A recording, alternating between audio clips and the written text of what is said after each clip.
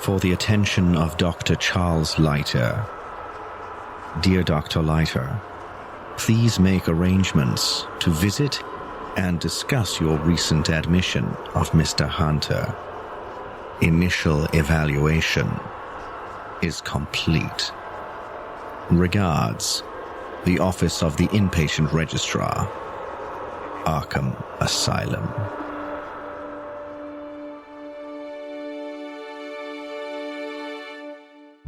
The Apocalypse Players present Crimson Letters.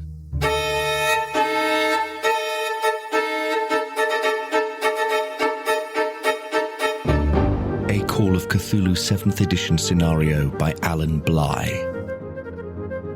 Starring Joseph Chance as Dr. Jonas Steinweg, Danann McAleer as Professor Duckworth, Dan Wheeler as Kirk Sleep, P.I.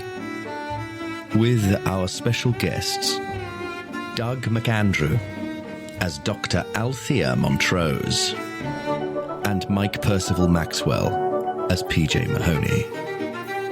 The Keeper of Arcane Lore is Dominic Allen. Chapter 8, A Crack in the Porcelain. Flinders eventually just lets go of Shaughnessy's leg and his eyes roll back in his head and he just falls down unconscious again. Shaughnessy is still hysterical and you hear him muttering something. You hear him muttering, the stars are burning in the infinity. They're burning in infinity. They're burning in infinity. And then he just runs. He just runs out the room. He sort of stumbles over Oakes' body. He's slick with blood. He sort of scrabbles to his feet and he just runs for the front door. This is Shaughnessy. Yeah. Kirk Sleep's instincts were correct. Yeah. I'm inclined to let him go. I'm coming down the stairs, so I'm not in any place to rush forward and stab a slippery man. Okay. Dr. Duckworth, I think I probably will need a sanity roll for you seeing the corpse. Even though you've seen some other stuff. Oh, is its head just sort of gone? Yeah. Oh, yeah, that's fine. It's a real mess. It's a real mess. Let's give it a go. Oh, 18. It is fine, but I think that's because, I just look at it and I go, well, I might lose a point, you can tell me, but I don't think... you do lose 1 point, yeah. I look at it and go, another man without a face. Soon we'll all be the same. Oh, God. Seem worse. Yeah. Every morning when I look in the mirror, I do my eye drops. So there's that, and also when you were in the master bedroom, you cannot fail to have noticed a very large portrait above the bed. And if you've got any art, history, or anything of that ilk, you can do a roll on it. Whoa! Is that a Cold War Steve? The Death Star in the top left. Yes. It's actually a Hieronymus Bosch. Yeah. There you go. He's got to be one of Cold War Steve's biggest influences, isn't he? Must be. Yeah. It has to be art, right?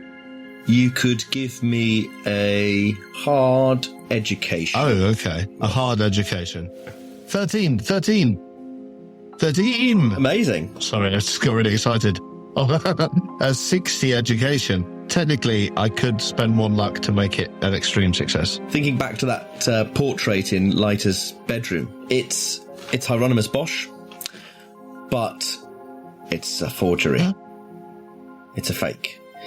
It's a very good fake, but it's a fake. Well, I remember seeing the originals in the Doge's Palace in Venice as Duckworth, and I noticed there was someone else buggering someone else in that one. This one's the turtle with the knife for a head is where the arse with a fish for a feet should be, and it's all out of whack. Yeah, okay, intriguing. In which case, I do follow down the stairs towards sleep, considering there's brain matter all over the. Oh, I've already done that. That was a sort of posthumous art roll, wasn't it? Indeed. So you finished dinner. Abner Wick has made his farewells. Scuffled up the walls. He just lifted a manhole cover off and just, bye. disappeared. No, it didn't happen. He got a cap. What do you want to do? Well, he was a most olaginous gentleman. I'll roll my English skill. Egregious. 46. Yeah, oily. This is what this means. Yes. Yes. It was. What a beautiful word. Those things he was eating. Yes, olaginous. It's wonderfully onomatopoeic, is it not? Now I think about it, of course it is, yeah. From the Latin. Listen, if you're done with the rhetoric, shall we... But you see, Latin is the key for the rhetoric, and was he not quite rhetorical, PJ, despite your excellent cross-examination? I learned much from your direct methods. Yeah, you were very... Well, I reckon if you want to know an answer to a question, just ask the question. Yeah, it is very... That's the way I look. How would you Americans say, on the nose? Sometimes, have you ever found subtlety to be... Have you ever found subtlety to be useful in your line of work? Because it did strike me that you sounded quite like a cop a lot of the time. I just thought...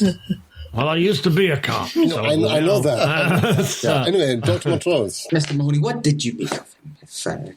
To apply your detective skills? He was a creep. Yes, that's exactly what I meant. He was a creep. He was a creep. Do you see the way he was touching my neck? I didn't like that at all. And the way he touched my hand. Oh, clammy hands, like a fish hands. Excellent description. Although the cod was very good. Yeah, that steak was something else. Oh, I never tasted steak like... Steak was something else. Very tender. Don't think about that now. No. Perhaps we should take the air before we make our own way back towards the campus and continue this conversation out of earshot.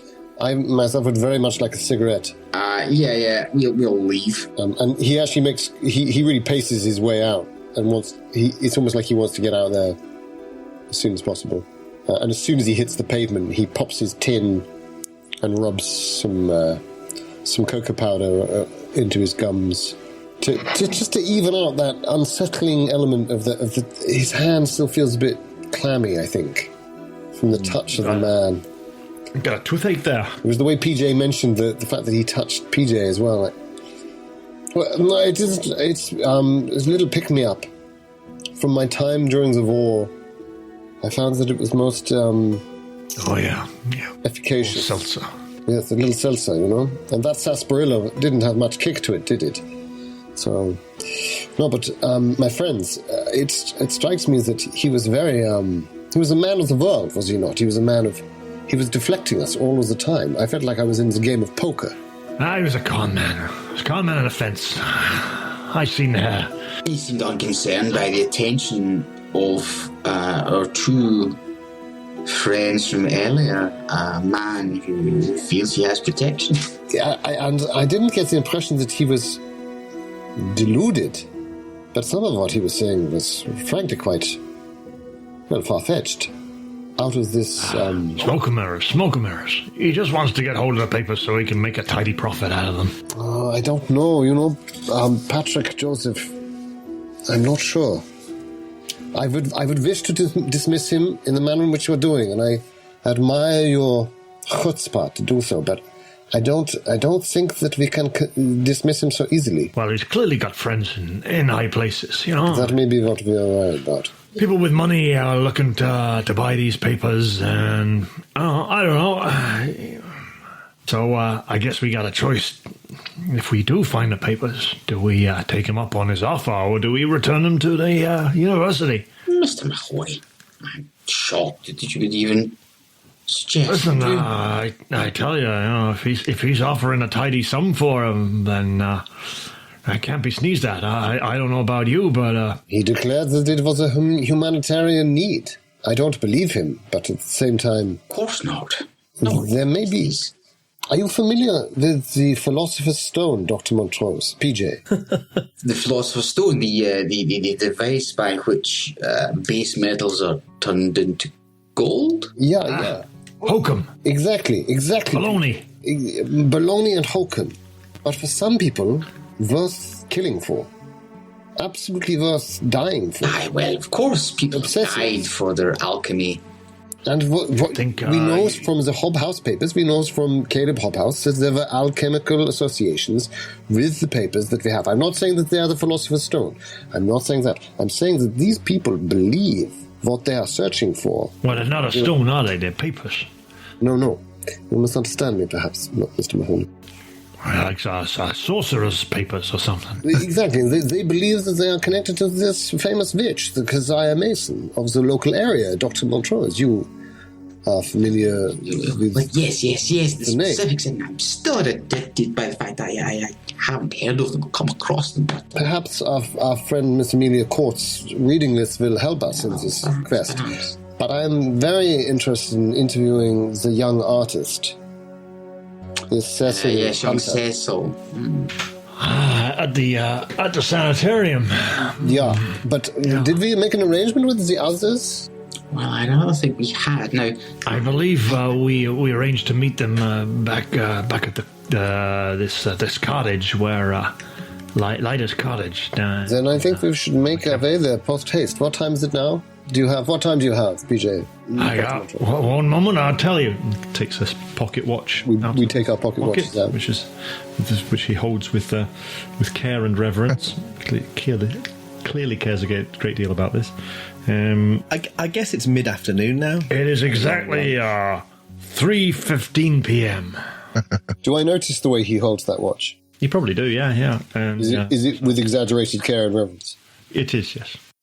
Do you need me to make a psychology check, or can I directly assume that may be a very important item? I think that's what I'm assuming. I think you can assume that. I think you can assume that. And he's very exact when he reads the time for it. Never lost a minute. Never lost a minute. This watch. this autopsy then. Yeah, the autopsy. Somewhere less than 5 hours. But this Mr. Oakes and Mr. Shaughnessy expressed an interest in attending, which may be somewhat awkward, but it seems they will not be satisfied until they see Lyda is dead for themselves. Yeah, I agree. Should we walk and talk? I feel like I need to walk. Do you need to walk? I feel like I need to march a little. Yes, a little constitutional after that steak would be ideal. I walk everywhere. Walking's good for you. Yes, indeed it is. You're young and fit and healthy. All right, off we walk. Are we heading back towards the university then? We're all over 50, aren't we? Dr. Montrose isn't quite, but... Oh, she's in her late 40s. Yeah.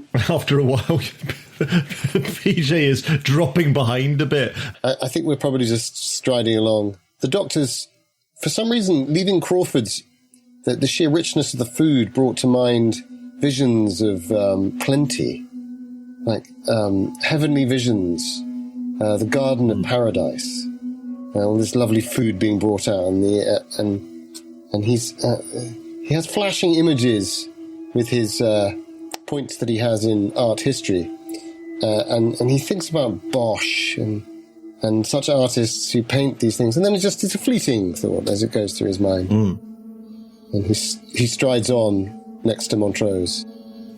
PJ, as he kind of drops a little bit further behind and starts kind of rubbing his hip as he walks along, his thoughts are going to that cherry pie and how good it was. So are you walking to the university or somewhere? I think we had arranged, as far as I remember, we had arranged to meet up with them at the cottage a little bit later in the afternoon. The residences. I think that's what we said. Of course. Yeah. Dr. Montrose hobbles along. She's got a cane, a gammy leg. So she's no more a walker. Despite her best intentions. Yes, let's go for a walk. And then after 2 minutes, she's like, "Oh, my bloody leg!" Get in the corner. And it's like, taxi. Should we get a taxi? Yes, that might be for the best.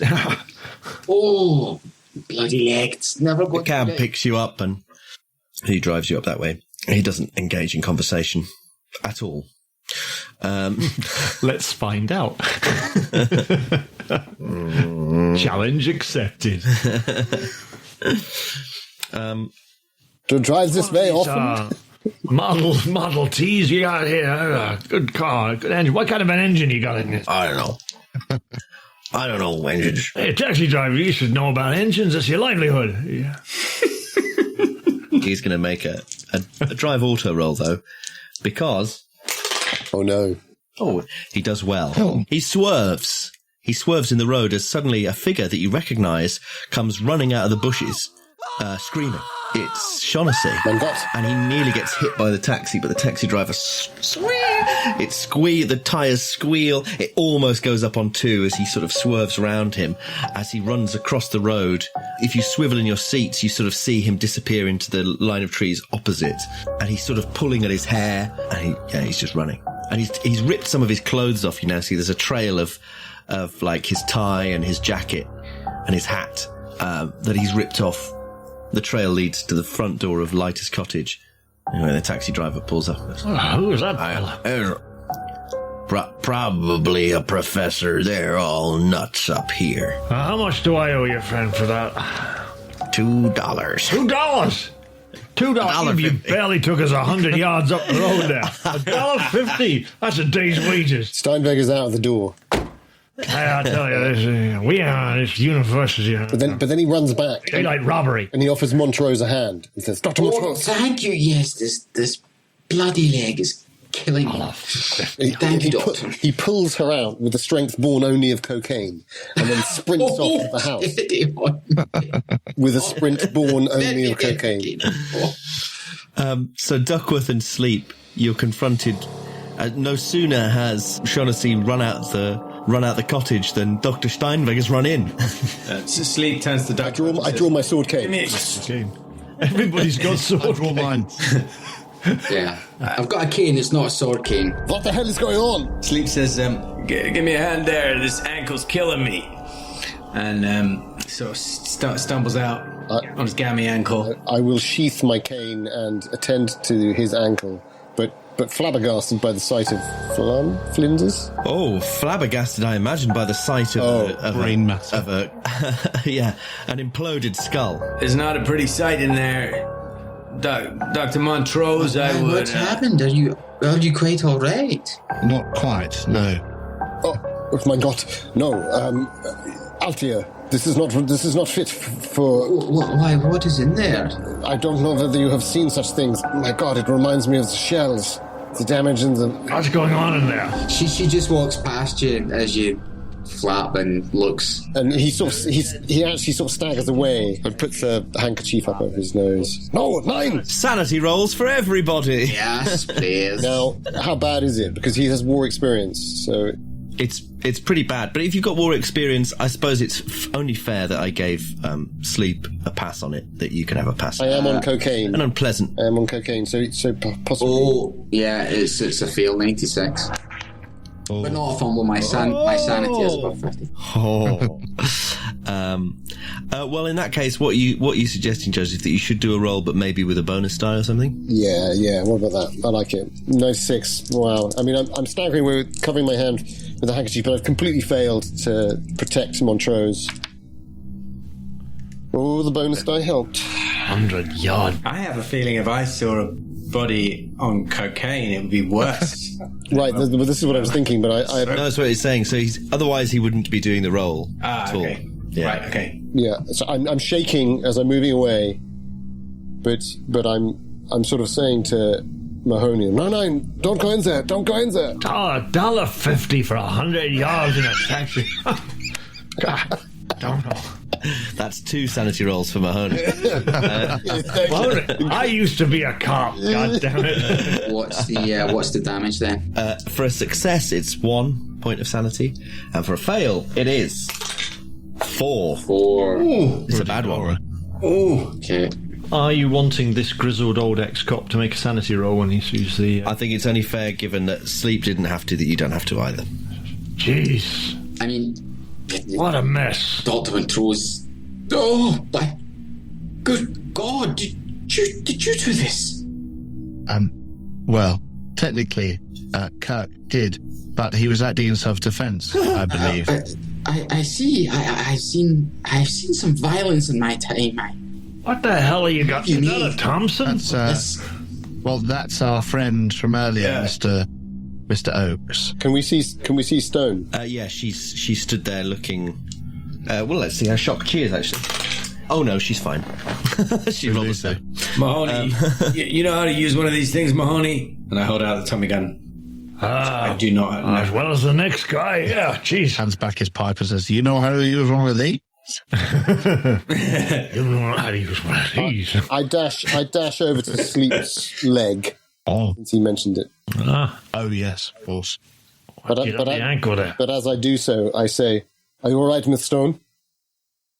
Very serious, very butch. I think I maybe move to close the front door while this is all happening, and then I turn around and pull the papers out of my pocket. Well, as you're walking to the front door, the wind has picked up quite severely outside. The trees are shaking, and the door sort of, as you get to it, the wind slams the door. Ba-bam, ba-bam. How handy.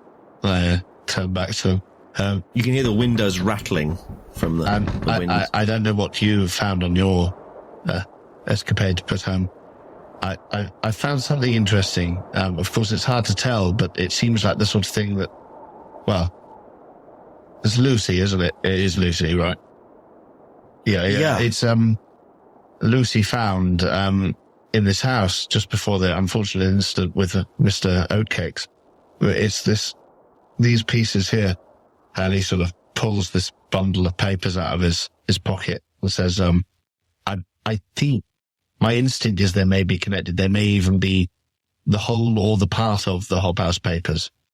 We thought they'd be here, but do we want to search further before we leave? So wait a minute. What are you telling me? After all this running around town and up and down the houses, they were in his house the whole time?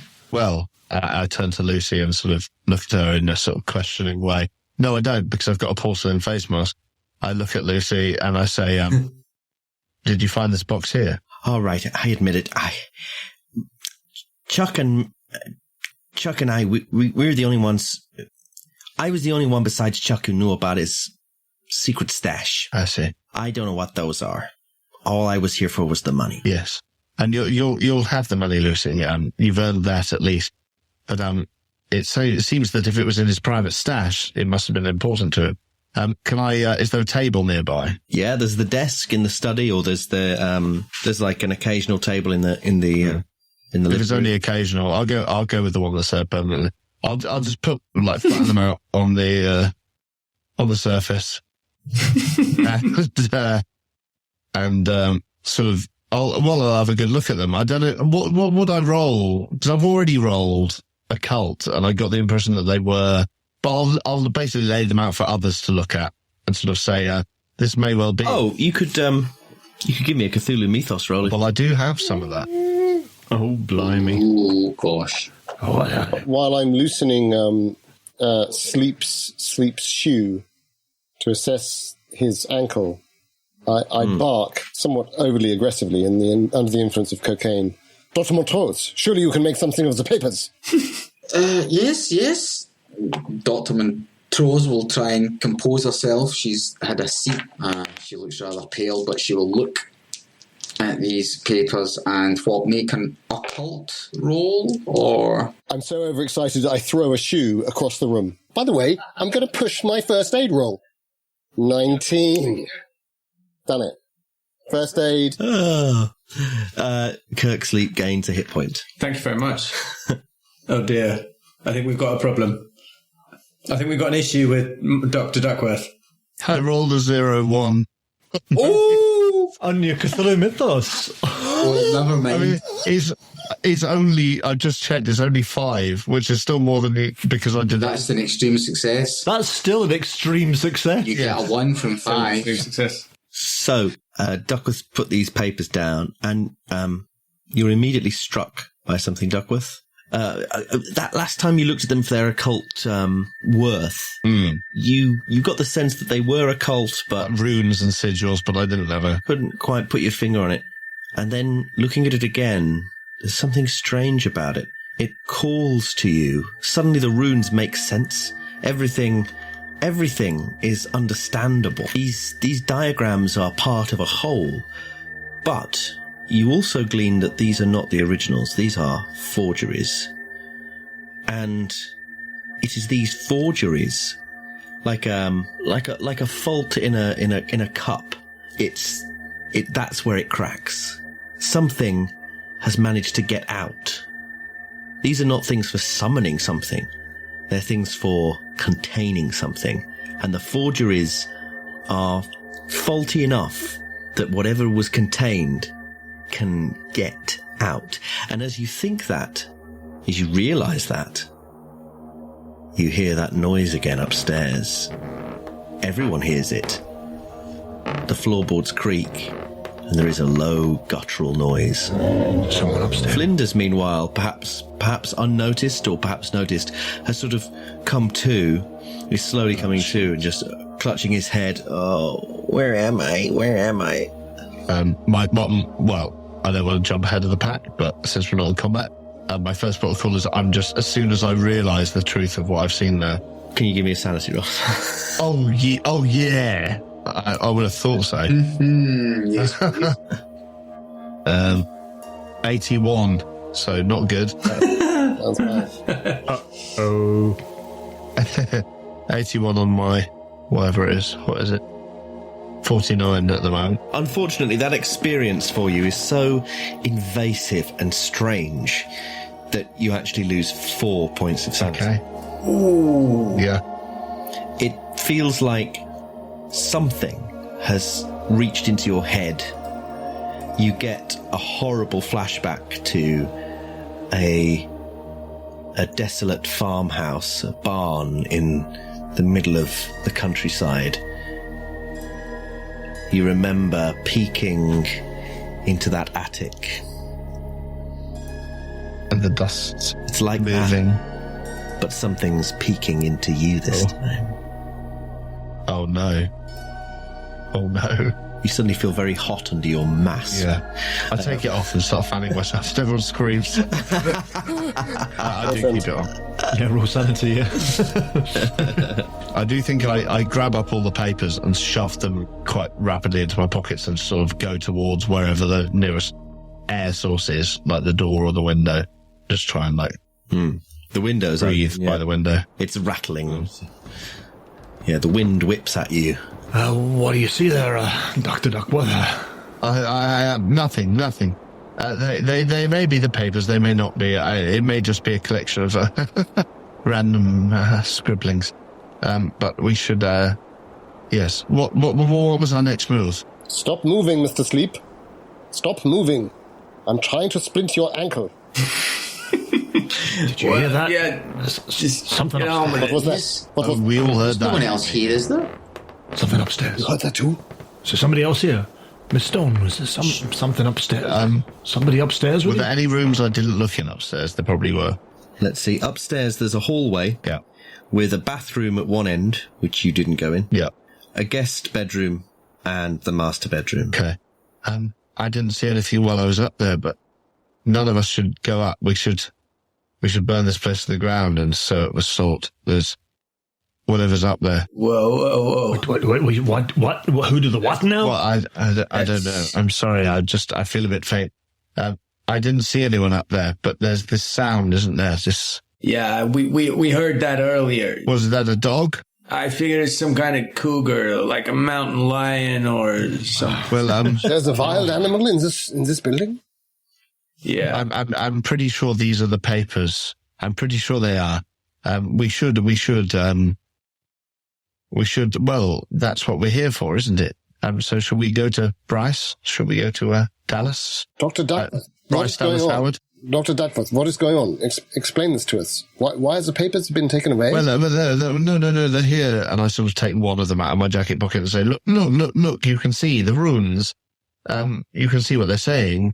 These are the Hop House papers, I'm sure, but they're not quite right. They're a copy, maybe. I don't know, but Cecil either way, it's a Hunter lead.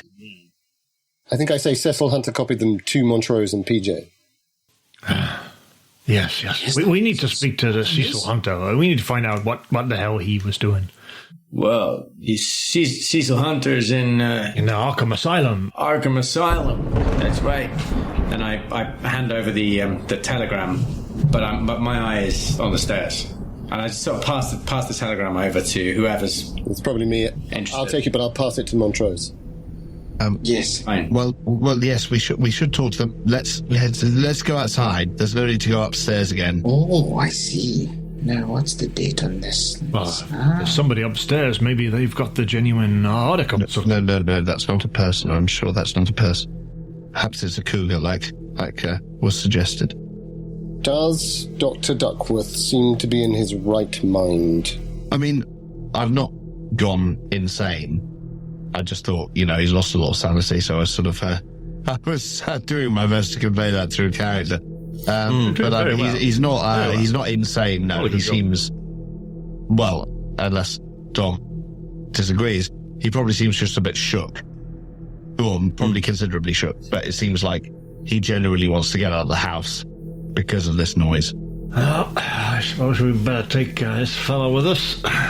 Oh shit, yeah. This is escalating in a rather disturbing manner. This man worked for an organised crime gang. They will not take too kindly to him being... Oh, my goodness, no, I can't. We saw the other fellow when we come in here. We nearly knocked him over running across the street. Tell his bosses. Which way did he go? Listen, I don't know about that. He was tearing his clothes off, waving his hands in the air like a crazy person.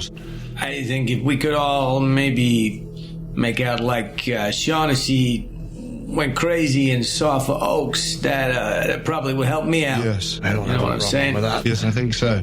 And in the meantime... That's kind. A dime a dozen, these hoodlums. Yes.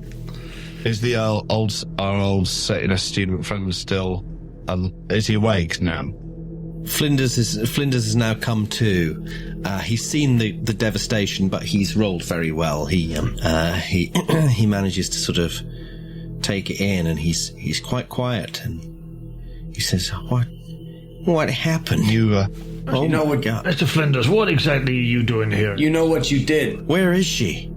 Where is she? Who? Amelia Court. She was right here." That is all. And the story thickens, makes more complicated.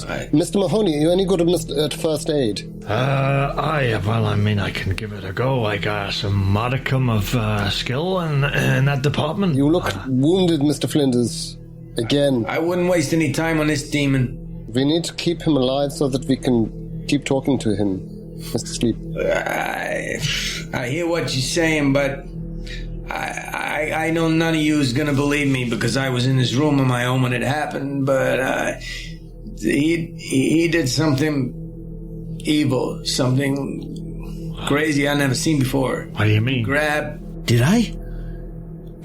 You know you did. I take a step back, over to Mahoney. I go back over to Mahoney. Damn it. There's no way you're going to believe me, but how do you think I shot a guy holding a Tommy gun? He was distracted by this thing here, and I point at Flinders. This creature, something took him over, like possessed, like some kind of evil... I think you're in shock there, Sleep.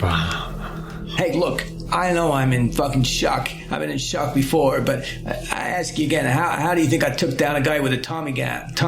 I don't know, you got lucky. With a revolver. Flinders is just like staring at his own hands, kind of almost gleeful. Is he bleeding? Yes. Flinders, pull yourself together, man. What's going on here? I'll leave Mahoney with him. I'll back over to Montrose. I came here on an errand. What errand? I was following Miss Court. Why? She's up to something. Oh, she's up to something no good. And I had to get to the bottom of it. Professor I have my reasons. No. Go back. Rewind. Back. Say what you were going to say. What did he say about me being a demon? I was Never possessed? mind any of that. You tell me why you were doing here. What you were doing here. Why you were here. Why you were following Miss Court. I have to tell you shit. I am a vessel of the Dark Master. I take my sword out and I hold it at his throat. Yeah. PJ Mahoney pulls out of his pocket a set of knuckle dusters. You tell me what I want you to tell me right now. Do you punch him? Oh, God, punch him right in the face. I about had enough of your bullshit, Sonny Jim. You can give me a roll with a bonus die because he's not trying to do anything. He says, "Do your worst, old man."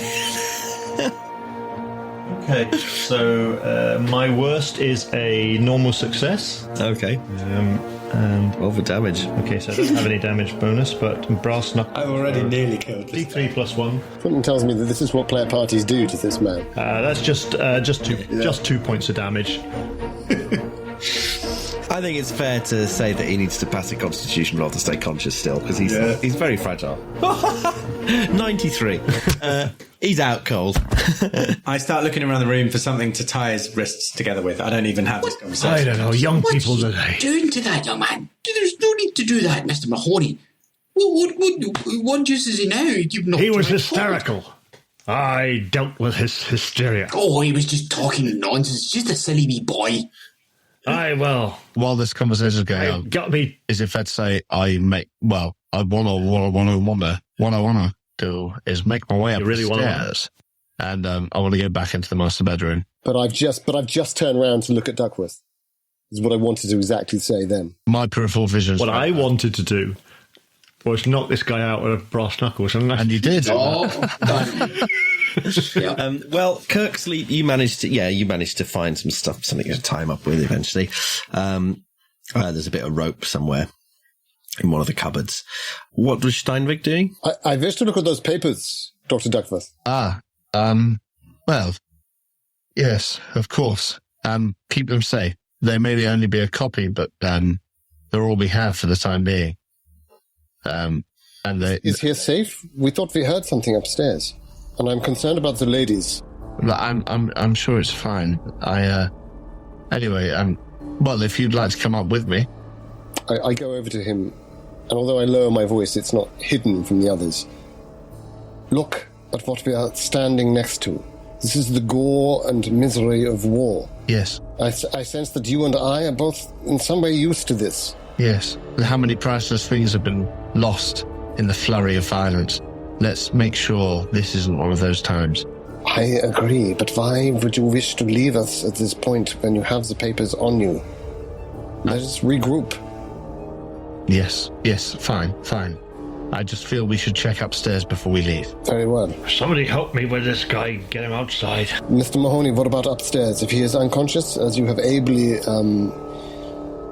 made him, perhaps we should clear the upstairs. Mr. Sleep, do you think you could assist us? I wouldn't mind looking upstairs. Yeah. I don't want to find anyone else in this house who could maybe tell the mob what really went down. Well, quite. These papers, if they're only a copy, perhaps the originals are somewhere up here as well. May I have a look at him, Dr. Duckworth, and just...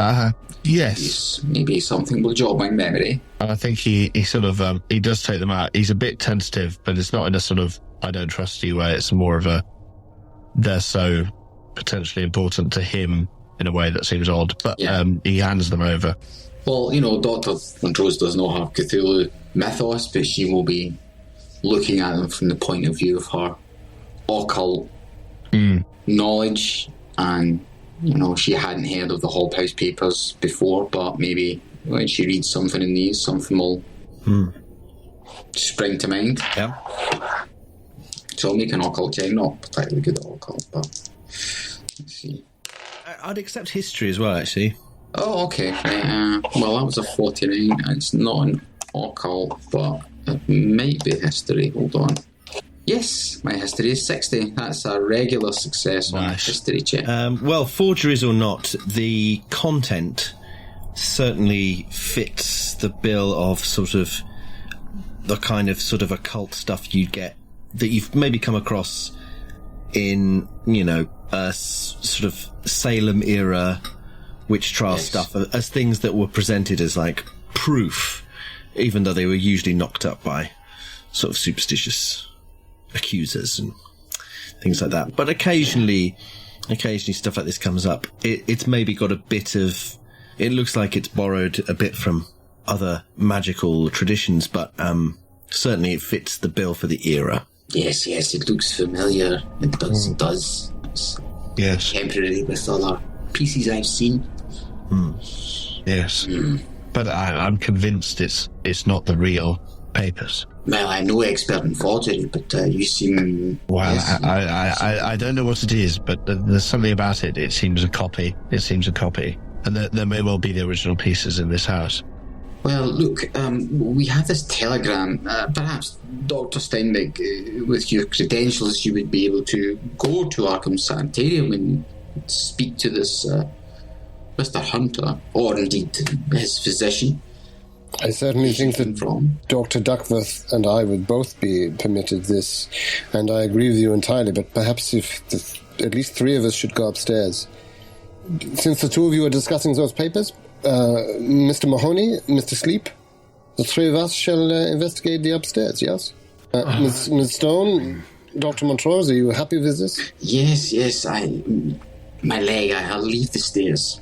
Unless, Mr. Duckworth, Dr. Duckworth, you wish to take my place, in which case I will attend to Mr. Flinders. No, just make sure to look behind the painting. Look everywhere.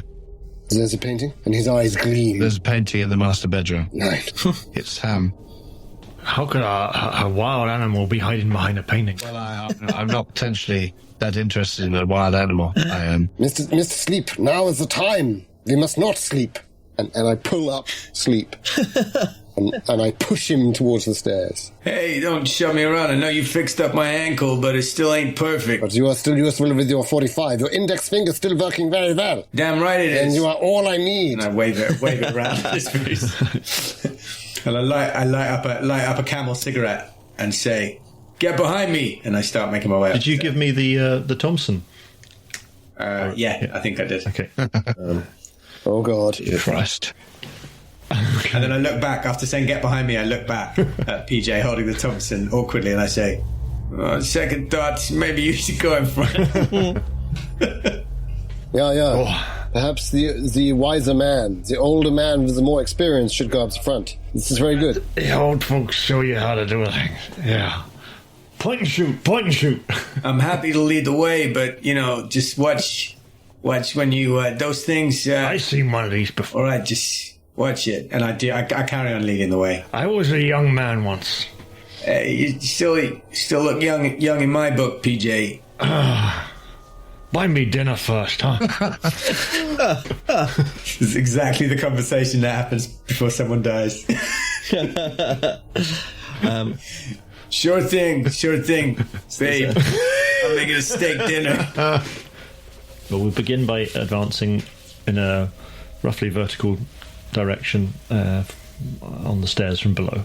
Okay. And I think I'm last. So as you get to the top of the stairs, there's a door on your left, door on the right, and door in front of you. It's a very weird house because there's a whole area of landing that just is pointless. Doesn't make any sense. But there's a chandelier hanging. Yeah. I would like to make a listen roll to see if I can hear where the noise is coming from. By all means. Yeah, me too. About. I'd like to listen at a door. I mean, do we maybe pick a door each, or I'm just gonna start by just standing in a sort of central position and listen to see if I can hear which direction it's coming from. Should we all do that, Tom, or is it just... Oh, yeah, by all means, yeah. Oh, yeah, that's a hard success. Hey. I hear nothing. I still my gunshot's still ringing in my ears, I think. Why have we stopped? I don't understand. You can hear, PJ, you can hear running water from the door in front of you. But I can't hear and sort of creaking and growling thing. It sounds like gushing water. Nerves running. I'm going to get over towards the WC door. I'm going to kind of nod towards Sleep as I hold the Tommy gun pointed at the doorway. Okay. I am... fucking hell. Do it. Temporarily insane. No, totally insane. You're insane. Indefinitely. Yeah, I am... So I go up to the bathroom door. I kick the bathroom door and then back against the wall so that PJ's got a clear shot at anything that he might see on the other side of it. So if I see anything that looks in any way threatening, I'm just letting anything it at all. Yeah. So I'm hoping that in kicking it will open, but if you want me to roll for that. No, yeah, it opens. And you see... Yeah, make a sense. yeah, actually, I think... well, who sees into the room? I don't see anything. I kick the door and then back against the wall. Yeah. Kick back. Yeah. I kick the door open with my eyes closed. Yeah, exactly. I'm on the top stair because I'm waiting for these two to do this. Yeah. But I can see straight through to the window, I would have thought. Yeah. PJ Mahoney is looking at every single aspect of the WC. He is sweeping across it with his eyes and the nozzle of the Thompson submachine gun. Ready to let rip a burst of cold, hard lead. Ready to go full Bruce Willis on that toilet. Yeah, absolutely. The bidet in pieces. The sink, the bidet, the bath, the water is just gushing out. They're all on full blast, and it's spilling out onto the floor. The sink is overflowing and sort of sloshing left and right, so is the bath. And it's all sloshing out onto the floor. However, the water is black, inky, you would say, perhaps. And in the inky black liquid, you can detect movement, strange, writhing movement, and you get the sense that are there eyes? Are there eyes in there looking back at you, or are they these sort of points of light that seem to shift and twist? It's all very unpleasant. It's sort of this weird viscous liquid, and it's splashing up the walls and then reforming, and it's just sort of all over the place. Yes, that's sanity rolls, unfortunately. So I can see some of this as well, can I? Mm-hmm. I can see some of this as well. Mm-hmm. This is coming over the edge of the bath. Yeah. It's pouring down the sink. Yeah. I think the bath is what I can see, isn't it? Odd success on the sanity roll for me. I probably can't see the sink, can I? But I can see the bath. As I'm potentially about to go mad, I think about the colleagues that occasionally, every now and then, I always meant to be in better touch with him, Hans. We knew each other in Germany. And he was more interested in the more arcane, the more psychic research that was available. You're thinking of Johannes Wolfgang Bergman. Hans Bergman, Johannes Wolfgang Bergman. And in that moment, I think, why did I not get in touch with him? There was a moment before I arrived here in Arkham. I felt a yearning burning. A bright light was in my soul to ask him about his experience here in America, because as far as I know, he is in America. There was a rumor that he nearly died, but in that moment, as this flooding of black liquid and eyes comes over the edge of the bath, it's all just the gleam of the light on his sword as he fails his sanity check. Of course. And actually, the liquid pouring over the edge of the bath, it creates this almost sort of hologrammatic effect. You see Leiter's face, sort of shifting, caught in the pouring liquid. How did everyone else do? I got a hard success. Great. And I haven't seen it yet. Me and Montrose are still downstairs, aren't we? Sleep, come and look at this. What the hell is this? I was waiting for it. You'll love it. What are you looking at? What do you see? It can't be the episode Some kind title, of but it's so good. black gloop everywhere in here. Yeah, shit. It's like they plumbed it into to like an oil line or something. In that case, I guess from where I am with my back against the wall, I just sort of peek around the door. Give me a sanity roll. Oh yeah, and there's eyes in it. Dr. Steinweg loses 2 sanity points. Oh dear.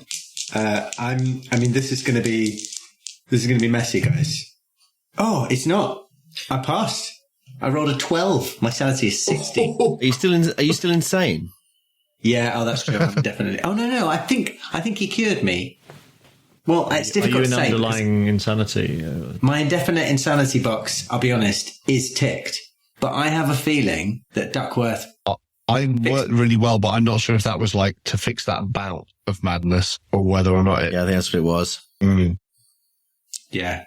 Okay. So you might, it's worth remembering, you might also be subject to your own particular delusions that you can always do a reality check on. Oh, shit, yeah. Okay, but anyway, I don't know whether it counts for anything, but I passed regular success. So you lose 1 point of sanity.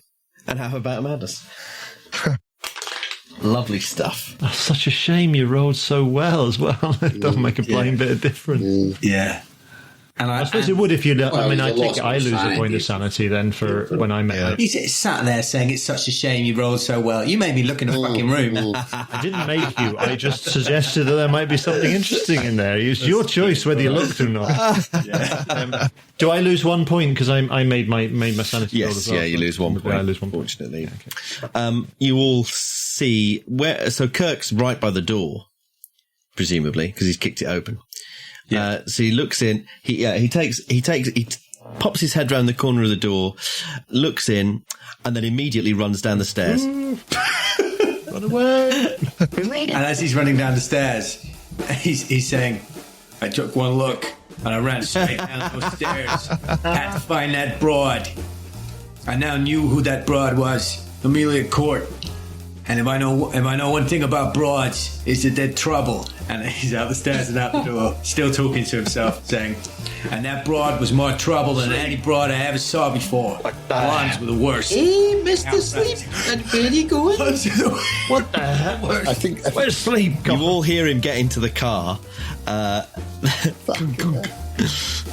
that's parked outside. What the Are you driving away? hell? I mean, I'd like to try and stop him driving away in the car. Okay. Possible. What were you going to say, Joseph? You were going to say... I was going to say, I think my involuntary action, having lost that much sanity, is as he says, the broad was so much trouble, I scream at the very, very top of my voice, and I drop my sword cane. Yeah.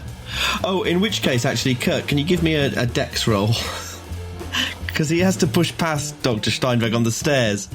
So you might not have got to the car yet. Yeah, there is that. Yeah, you've got to get past me. Ran down the stairs. Well, I forgot that Dr. Steinweg was standing on there. You tried to run down the stairs.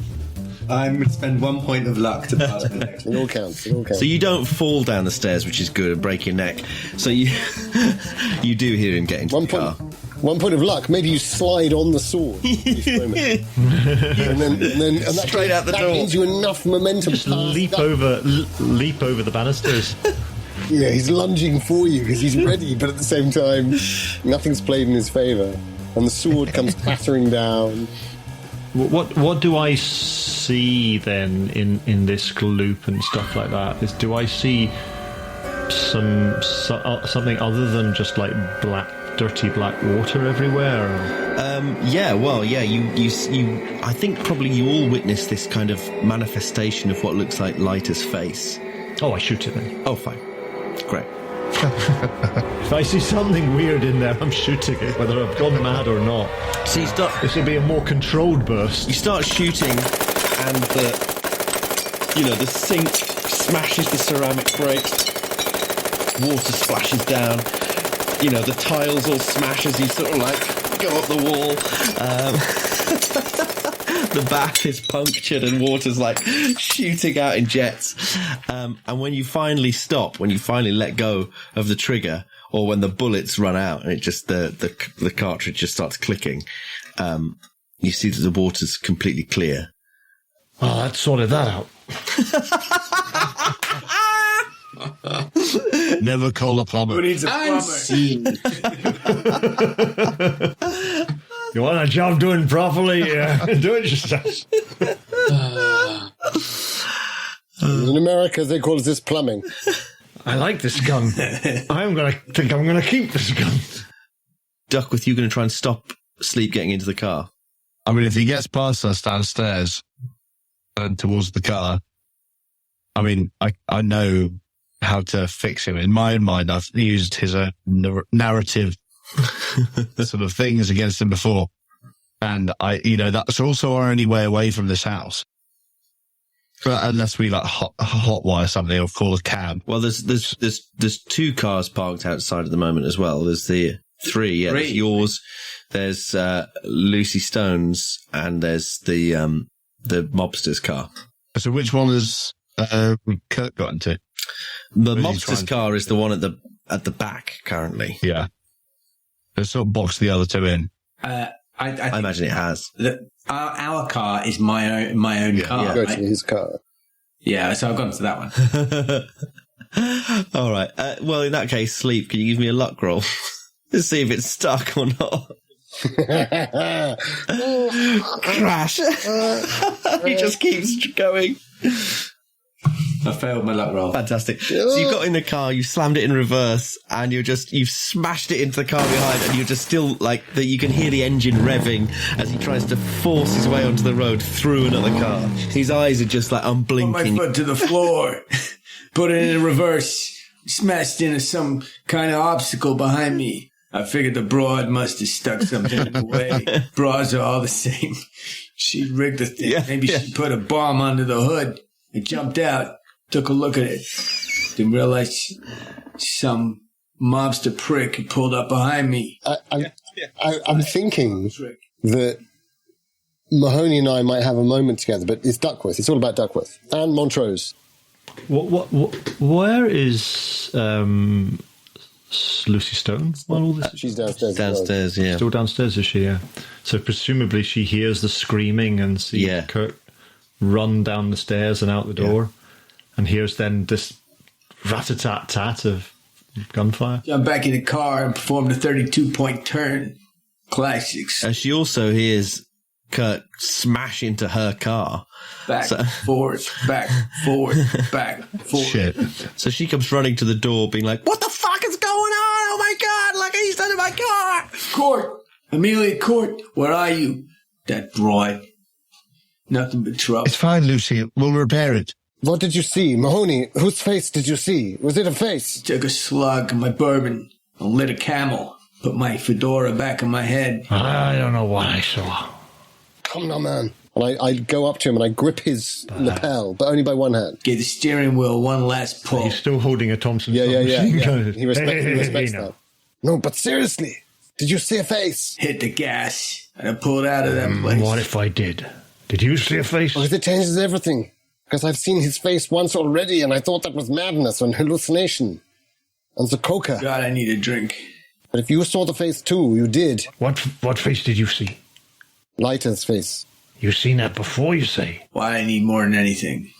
Some proper sleep. Dr. Montrose! And I run down the stairs. I'll be time for sleep. What exactly did you see up there? I mean, what's going on? It is a breakthrough. We've had a breakthrough. A genuine occult manifestation, I don't know, of a Really, kind. I'm starting to wonder about all of this, I'll be honest with you. No, because you were not up there. I need you to come upstairs. The two of you. The three of you. Duckworth, where are you? Stone, what are you doing at the door? Where's Sleep? Yeah. Right, all right. So Duckworth, you're at the car.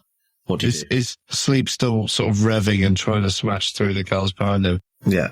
I've been doing like a 32-point turn. Right, yeah. Austin Powers stuff. Austin Powers. If it's possible, I think managed to get out the drive and head off. Okay. Potentially, it depends what Duckworth's doing if he's trying to stop you. I wanted to try and stop you. What do you do to stop him? I wanted to come up to the side window and just place my hand on it and just like rap on it really loudly and sort of put a hand on my like do some sort of signal, like a hand on my chest, sort of be like, one of the boys in blue rapped on my window. I pulled out my license, held it up, said, I'm a goddamn PI, don't you know that? is the window open or is it closed? Closed. Do you say that out loud? What? I don't say it's closed. No. But do you say this goddamn cop in whatever? You're doing the self-narration thing. Yeah, saying all of it out loud. So I've seen you do that before, and I've solved it before.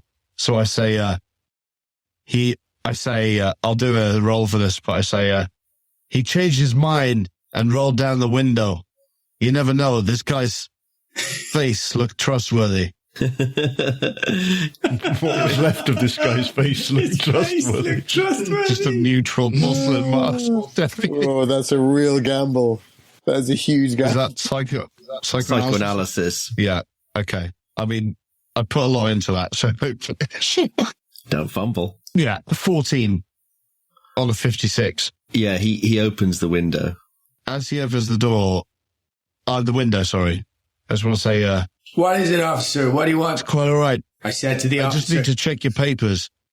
And what I want to do. He has to see my papers. I'd already shown him my badge. I didn't know what more he wanted. We're on the same team here, right? You chasing after those guys? Told me we were on the same team. That'd never been my experience in the past. I said to him, "What do you mean we're on the same team?" But then I thought again and thought, maybe we are in the same team for the first time. And I reached into my pocket while I'm saying this, and I pull out the sedative needle that I picked up when the doctor was about to do him in. Started to wonder whether this guy had ever heard of Amelia Court. Maybe he was chasing the same broad as I was. And then Hey, Amelia Court? She's my sister. Of course I want to save her. he told me Amelia Court was his sister. Yeah. He told me that, and I thought I'd trust him. Can I do a spot hidden to see where I see the needle in his hand? Well, he's succeeded on a psychoanalysis. So your bout of madness is ebbing. It's slowly coming under control. You trust his voice. I felt my bout of madness ebbing and slowly coming under control. So I tell you what, you can do a spot hidden if you like, but the bout of madness is coming to a close. So I performed a spot. And I saw a needle in his. Hey, I don't want to have to use this. Hey, Duckworth, what are you doing with that needle? I don't want to have to use this, he said. What do you mean, he said? Sleep, you're back with us. I'm sorry. And I What do you mean back with... syringe away. I was like, just a souvenir from the house. Wait for us. You mustn't leave without us. We're all in this together. Jesus, I'm tired. Yes. I need a drink. And I get out my flask of... Well, perhaps that's... and I shout back into the house. Come on. We need to move off from this place, I think. And I say, Sleep, would you mind if I drive? Just for the first hour. No. Maybe that sounds like a good idea. First hour. Where are we driving? Somewhere you'll... Australia? A little spot in the woods. Taking you to the sanitarium. I'm going to section you so hard. The clouds have scudded over, dark, pendulous black clouds, and the first spit of rain is starting to come down. The wind has picked up, and it whips at you, and the door is sort of swinging in the wind as I guess you all come to the door. Dr. Duckworth's calling. Is this the best vehicle to take? I look out the window at the car behind that's got Concertina. the bonnet smashed in, car in front that's got the boot smashed. Perhaps we take the other vehicle. I think it's looks like much of a muchness to me. I don't know who made such a mess in my car. How's Stone taking the impact on her car? She's completely gobsmacked at what's going on. She doesn't know what to do. I just gotta get out of here. Why don't you take the mob's car and let me go? Well, Lucy, we can do that, but I'm not convinced they'll stop searching for you. We can help you, but if of course, if that's what you really think is best, go. If I don't get out of here tonight, they're gonna get me. But if I go tonight, I could get far away. You take that money and you get the hell out of here as fast as you can, as far as you can. I think the doctor and Mr. Mahoney are correct. I hand her back the box full of cash. I've obviously taken the papers out, and I just say, be careful. And, you know where you can find me if you need help. She takes the money from you and leans in, and she says, "Oh, thanks, Monty. You're a real gem." And she kisses you on your porcelain mask, and then she gets in the car and waits for you to drive off, I suppose, before she can get out. Mm. Well, we get Starts her car engine. and I start it up, wait till everyone's in and drive off, and no one can see the tears streaming down my broken face under the mask. Yeah, I go to the top of the stairs. I dare say I don't see anything amiss other than the fact the bathroom's been riddled with Yes, it looks like someone's just gone mad in there with a gun. doctor's type thing, really. Well, actually, with the powerful rejection of realizing that I'm both Mahoney and Duckworth were more comforting to Stone than I could ever have dreamed of being. I was turning to look for Montrose as my equal opposite anima presence in my animus crisis. Mm-hmm. And she isn't there, so I think I slowly walk back and I realise I don't have my sword, and I pick up my sword cane and I see her at the top of the stairs, lit in this kind of weird halo of rainy light, and it's like late afternoon, October, so it's the last light of the day, and I see her at the top of the stairs and I hear her saying something. I mean, really? And I say, "Oh, Dr. Montrose, I fear that I have made a terrible fool of myself yet again. It is always the way. Shall we?" Don't be so hard on yourself. It's been a very trying time for everyone. Come on, let's just get out of here. And she, puts her arm around his shoulders and gives him a little, there, kind of a comforting little pat. You're too kind, madam. And as you go to take your little pin out of your pocket and move it towards your face, she just gently takes your hand and just gently puts it back down. So you put it back in your pocket. There we go. There. Come on, let's go downstairs. Dr. Montrose, we should probably bring Flinders as well. Oh, yes. What? That's a point. Flinders is that lying with a broken jaw, his teeth across the floor. You go to the others. I will get Mr. Mahoney and Mr. Sleep to help. Mahoney's sort of standing in the doorway, looking in at the carnage inside the house, looking out at the rain that's starting to fall, and he just kind of shakes his head. Someday a real rain's gonna come. Wash all this scum off the street. Let's go to the sanitarium. So you stick Flinders in the boot of the car. There's no room for him elsewhere. I think if it's fine. Veg carries him out. Just the boot, and that's it. That's tiny. Yeah. As you close the boot on him, he's sort of in some sort of light sleep and perhaps a dream. And you hear him mutter, Court. The dreams in the witch house.